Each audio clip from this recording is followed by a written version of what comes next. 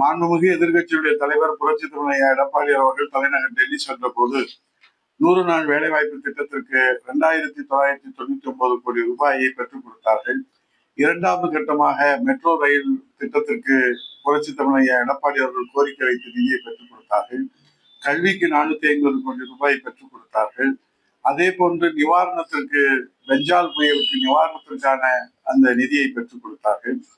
ஆகவே இன்றைக்கு ஒரு மத்திய அரசோடு மாநில அரசு தமிழகத்தின் உரிமையை எப்படி நிலைநாட்ட வேண்டும் என்கிற அந்த சித்தாந்தத்தை இன்னும் திராவிட முன்னேற்ற கழக அரசு 75 ஆண்டுகள் கழித்தும் இன்னும் முழுமையாக அவர்கள் அதற்காக கற்று தேரவில்லையோ என்ற நிலையை தான் நாம் பார்க்கிறோம். அவர்களுடைய அரசியல் சித்தாந்தத்திலே தமிழக மக்களுடைய இந்த எதிர்காலத்தை கேள்விக்குறியாக்குவதில் அவர்கள் தொடர்ந்து தன்னுடைய அரசியல் பயணத்தை கொண்டு செலுத்துகிறார்கள்.